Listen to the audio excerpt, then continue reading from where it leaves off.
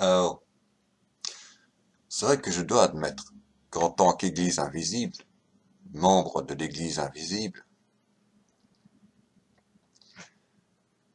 l'Église visible a néanmoins, malgré que je ne lui retire pas son tort de commettre de facto un abus spirituel, a néanmoins cette Église visible une utilité. Et je l'ai découvert bêtement. Cette utilité, c'est quoi? C'est l'évangélisation, bien entendu. Mais bien entendu, sans Église structurée. Bon, comment se faisait l'évangélisation à l'époque des apôtres? Ça, c'est très compliqué. À partir de quel moment est-ce qu'on peut parler d'une église structurée? En fait, c'est pas tant l'église structurée, c'est l'église centralisée. C'est ça le problème. C'est l'église centralisée le problème. C'est pas l'église structurée.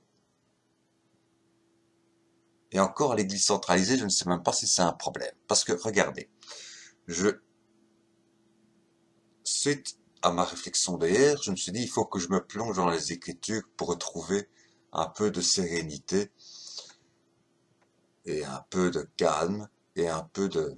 Voilà. Et je tombe sur Matthieu, l'évangile selon Matthieu, je commence au chapitre 11, verset 25. Donc,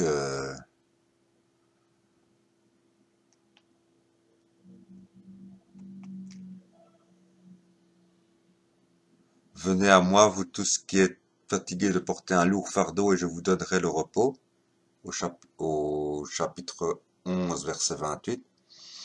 Mais en fait, j'ai lu tout le chapitre 11. Hein. Mais alors, le chapitre, donc ça répondait à ma question, finalement. Avais-je raison d'ouvrir ou non la Bible aujourd'hui?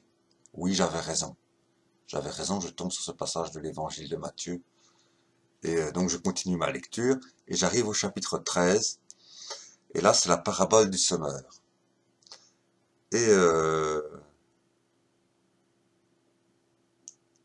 à tout, au chapitre 13, au verset 8, mais d'autres grains tombèrent dans la bonne terre et produisirent des épis. Les uns portaient 100 grains, d'autres 60 et d'autres 30. Eh ben voilà.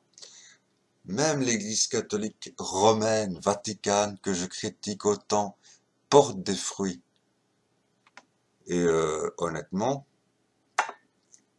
quel fruit magnifique! Quel fruit magnifique!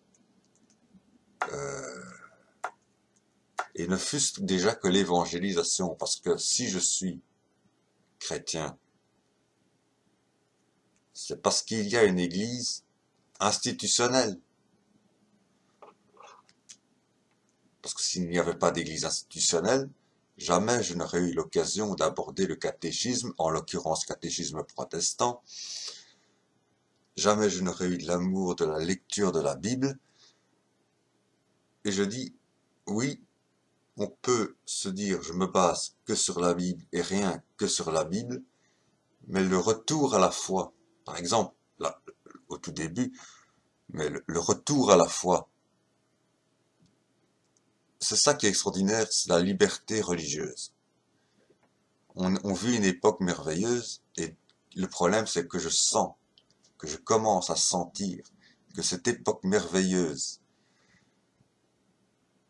où selon les paroles très mielleuses du pape François, il faut que l'Église, à savoir la communauté des chrétiens, l'Église reste unie dans sa diversité, je sens que malheureusement ça commence de plus en plus à devenir, il faut que toutes les églises éparses se rassemblent en dessous du chapeau du pape.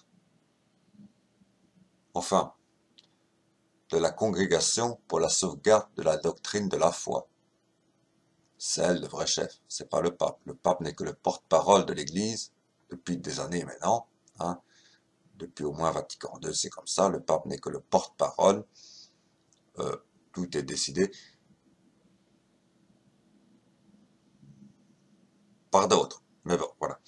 Mais néanmoins, l'Église porte de beaux fruits.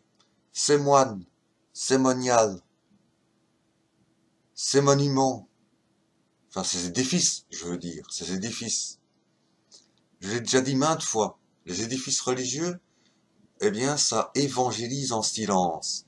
C'est-à-dire que tu vois ça, tu es intrigué, tu te dis, wow, c'est quand même quand elles sont en mauvais état, comme ça peut arriver, quand elles sont mal entretenues, hein, même quand elles sont en mauvais état, tu ressens quelque chose, tu te dis, oh, ça me parle.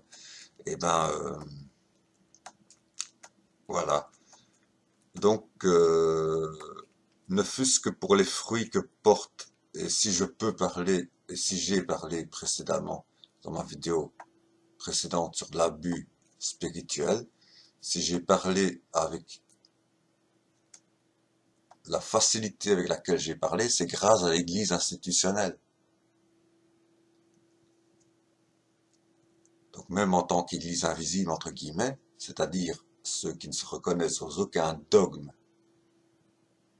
parce qu'ils ont lu la Bible par eux-mêmes, et ne se basent que sur cette Bible, et donc rejettent les dogmes d'hommes, et ben même malgré ça, on doit reconnaître l'utilité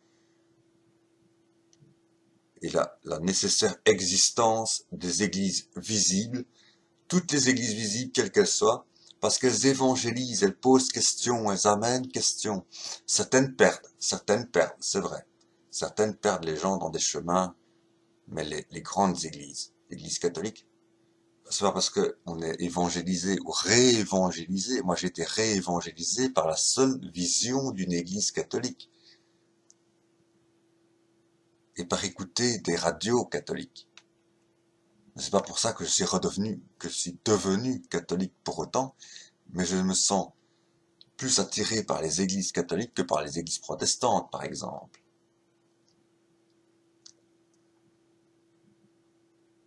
Mais c'est le travail d'évangélisation. Et en Jésus, nous retrouvons la liberté. Retrouver la liberté implique de facto que nous pouvons nous défaire des églises visibles pour former l'église invisible, ceux qui ont la foi, tout simplement. Voilà. Mais l'utilité de l'église visible, c'est bel et bien d'évangéliser, mais il faudrait pas faire de l'évangélisation à l'amateur, de type amateuriste. Voilà. Mais bon, sinon c'était simplement ça, c'était simplement pour nuancer ma vidéo précédente.